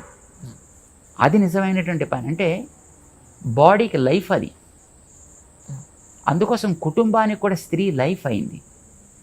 అందుకోసం మన శాస్త్రాల్లో నా గృహం గృహమిత్యాహు గృహిణీ గృహముచ్యతే. ఇంటిని ఇల్లు అనరు, ఇల్లాలుని ఇల్లు అంటారు. అందుకే ఆవిడ పేరు ఇల్లాలు. ఇంటిని ఏలగలిగినటువంటి ఆమె అని ఆవిడికి పేరు పెట్టారు. వీడికి కాదు. వీడు వస్తాడు, పని చేస్తాడు, కూర్చుంటాడు, తింటాడు, పడుకుంటాడు, మళ్ళీ పోతాడు. కానీ ఆవిడ ఇంటికి ప్రాణం పోసేటటువంటిది. ఈ బాధ్యతని గుర్తించి ఆవిడకి ఇవ్వాల్సినటువంటి మర్యాద, గౌరవము ఇచ్చి ఉండాల్సింది. కానీ చాలా చోట్ల సమాజంలో అది కోల్పోయింది. దాంతో ఆవిడలో ఒక రకమైనటువంటి అసంతృప్తి, ఒక రకమైన తీవ్రవాద ప్రవృత్తి ఏర్పడ్డాయి. సో అది వికృత రూపం ధరించింది ఇప్పుడు ఈవేళ. ఇప్పుడు స్త్రీ బయటికి రావడానికి అభ్యంతరం అయితే ఏం లేదు. తన బాధ్యతను తాను గుర్తించి బయటకు వస్తే పర్వాలేదు. కానీ బాధ్యత తెలియకుండా స్త్రీ బయటకు వచ్చిందనుకోండి, she will be in trouble. ఇప్పుడు స్త్రీ అనేది ఒక తమలపాకు లాంటిది అనుకోండి. తమలపాకును మనం బయట పెట్టచ్చు, కానీ గాలి గట్టిగా వీస్తే అది చిరిగిపోయే ప్రమాదం కూడా ఉంది కదా. So when you are bringing such a delicate stuff to the open yard, you should take precautions to see that it is also able to retain the ups and downs that are happening in the society. Exactly. ఇప్పుడు ఈవేళ మనకి సమాజంలో స్త్రీలు బయటకు వస్తున్నారు. It is okay. వాళ్ళకి తెలివితేటలకి లోటేం లేదు, ఆలోచనకి లోటేం లేదు. కానీ తమని తాము నిగ్రహించుకునేటటువంటి క్యాపబిలిటీ అన్ఫార్చునేట్లీ లేదు. లేదంటే మళ్ళీ అదో పెద్ద డిఫెక్ట్ అని అనుకుంటారేమో. తప్పు కాదు, దానికోసమని మేము అంటలేదు. నాకు అర్థమైంది. బై నేచర్ స్త్రీ ఎప్పుడు yielding, male is dominating, women is yielding. What we call it is feminine quality. It's a feminine quality. There are qualities called masculine qualities and feminine qualities. Masculine qualities don't think that they will be with man.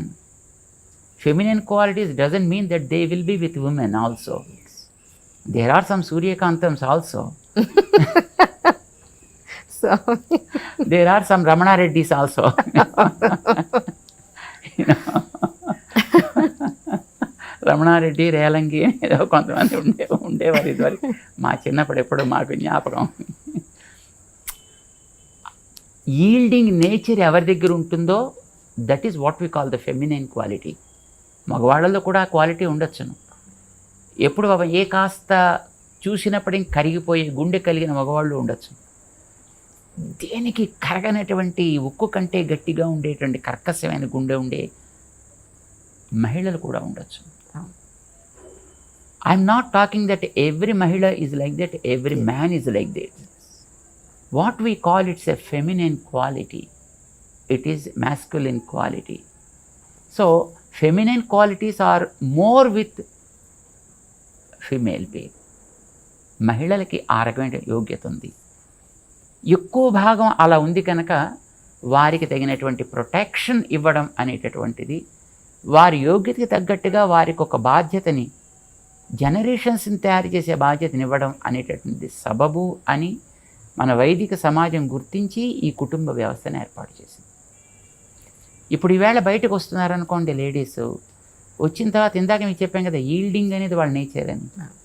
ఇప్పుడు కూర్చుని అబ్బా నువ్వు ఇంద్రుడివి, నువ్వు చంద్రుడివి, నువ్వు సాక్షాత్తు మొత్తం ప్రపంచం అంతా ఇక్కడే ఉంది, నువ్వు ఇంత అందం అంత అందం అంటే జనరల్గానే వ్యక్తిలో ఒక రకమైనటువంటి కరిగిపోయే యాటిట్యూడ్ ఏర్పడుతుంది అనుకోండి. Then there are people to abuse that, and then the system gets collapsed. That's what we are facing today, unfortunately. దీన్ని దృష్టిలో పెట్టుకుని బహుశా మన వాళ్ళు ఒక వ్యవస్థను ఏర్పాటు చేసి పెట్టారు. ఎగ్జాక్ట్లీ. ఆ వ్యవస్థకి తగినటువంటి గౌరవం ఇవ్వడం అనేటువంటిది అన్ని చోట్ల జరగాల్సింది, కానీ జరగలేదు. ఇదివరకు రోజుల్లో వివాహం అయిన తర్వాత భార్యాభర్త, చిన్నపిల్లలుగానే కదా వివాహాలు జరిగేవి. చిన్నపిల్లలు అంటే నాట్ స్మాల్ కిడ్స్ అని కాదు, ఒక వయసులో సే 25, 30 ఆర్ ఈవెన్ కొంచెం ఇటు అటు ఉన్నప్పటికీ కూడా ఇప్పుడు మనిషి అన్న తర్వాత అప్పుడప్పుడే కొన్ని సరదాలు ఉంటాయి. సరదాగా వీడు మాట్లాడినప్పుడు ఆమె రిసీవ్ చేసుకోలేకపోవచ్చు, ఆమె మాట్లాడినప్పుడు వీడు రిసీవ్ చేసుకోలేకపోవచ్చు. ఇప్పుడు ఒకసారి ఒకళ్ళు ఎదట వాడిని సర్కాస్టిక్గా ఒక మాట అన్న తర్వాత వాళ్ళ మాట అంటే వీడు అంత దాన్ని స్పోర్టివ్గా తీసుకోగలిగే కెపాసిటీ ఉండాలి. ఆ కెపాసిటీ లేదనుకోండి, ఎదటి వాడిని కూడా వీడు అనకూడదు, కానీ వీడు మాత్రం అనేస్తాడు, అవతల వాడంటే వీడు తట్టుకోలేడు. సో అలాంటప్పుడు ఏమవుతుంది, రిఫ్ట్ ఏర్పడుతుంది. ఇదివరకు రోజుల్లో అయితే కుటుంబాల్లో వాళ్ళ తల్లి తండ్రి వాళ్ళ పక్కన ఉండేవారు. తాత్కాలికంగా కోపతాపాలు ఆవేశాలు వచ్చినా ఆ పెద్దవాళ్ళు ఉన్నారనే గౌరవం చేతో మర్యాద చేతో చెయ్యి జుట్టు దాకా వెళ్ళేది కాదు. ఎక్కడో కాస్త అడ్జస్ట్ అయ్యి ఉండేవాళ్ళు. తర్వాత ఎప్పుడో ఇద్దరు కలిసినప్పుడు ఎప్పుడైనా కొట్టుకునేవారు తిట్టుకునేవారు అని తెలియదు. అట్లీస్ట్ బయటకు వచ్చినప్పుడైనా కాస్త మంచిగా ఉండడానికి వాతావరణం పెద్దవాళ్ళు ఉండడం వల్ల అది తోడ్పడేది. See now what happened is they are migrated to cities or to the offices. అక్కడ ఎప్పుడైనా చిన్న కోపం వచ్చిందనుకోండి, there is no protection for them. ఇప్పుడు అమ్మో నాన్నో అమ్మమ్మో తాతో ఎవరో ఒకళ్ళు ఉంటే కనీసం వాళ్ళు ఎవరే నాన్న ఇలా ఉండరా, ఇలా ఉండమ్మా అని చెప్పడానికి అవకాశం ఉండేది.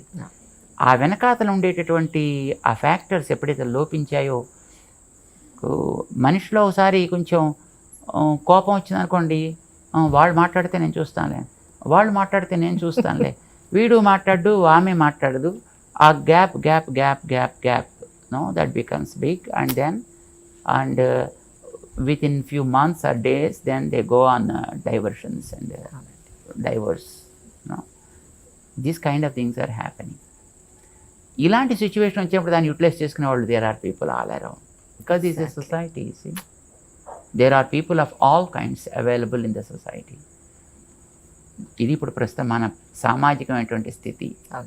అయితే ఇప్పుడైనా ఎవరిలో ఏ రకమైనటువంటి సామర్థ్యం ఉందో ఆ సామర్థ్యానికి తగ్గట్టుగానే రోల్స్ అండ్ రెస్పాన్సిబిలిటీస్ మన వైదికమైనటువంటి వ్యక్తులు మనకు అందించారు. వాటిని మనం గుర్తించి వాటిని జాగ్రత్తగా మనం సంరక్షణ చేసుకుంటూ వెనకాతల మనకి ఎప్పుడైనా పెద్దవాళ్ళ యొక్క ఒక ఆసరా ఎప్పుడైనా మనకి ఉండేటట్లుగా వ్యవస్థని మనం కనుక కాస్త ఇంప్రూవ్ చేసుకోగలిగితే ఐ థింక్ ఇప్పటికి కూడా మన సమాజంలో విలువల్ని జాగ్రత్తగా పెంచుకుని కాపాడుకోగలిగే అవకాశం ఉంది. చాలా వరకు డైల్యూట్ అయిపోయినప్పటికీ కూడా చాలా వరకు అన్ఫార్చునేట్లీ అదర్ వాటర్స్ మన దాంట్లో కలుస్తున్నప్పటికీ కూడా still there is a chance where we can improve the systems. చాలా సంతోషం స్వామి. మళ్ళీ ఎక్కువ ఇబ్బంది పెడితే క్షమించాలి, ఏమి అనుకోవాలి దయించి. చాలా సంతోషం. చాలా సంతోషం. మీరు ఇంతటి గొప్ప అవకాశాన్ని ఇచ్చినందుకు నిజంగా మీకు నేను చాలా రుణపడి ఉన్నాను. చాలా ధన్యవాదాలు. మంచిదమ్మా, చాలా సంతోషం. Yes. Press the bell icon for more updates. Subscribe to iDream. Subscribe to iDream. Please subscribe to iDream. Subscribe to iDream. Please subscribe to iDream. For more such videos, please subscribe to iDream. For more videos, please subscribe to iDream. And you're watching iDream Media. Please like, share and subscribe to the channel. And don't forget to subscribe to iDream. Please subscribe iDream Media. Do subscribe to iDream. Subscribe to iDream Media. Do subscribe to iDream Media. Don't forget to subscribe. Click on the button below. Don't forget to subscribe to iDream.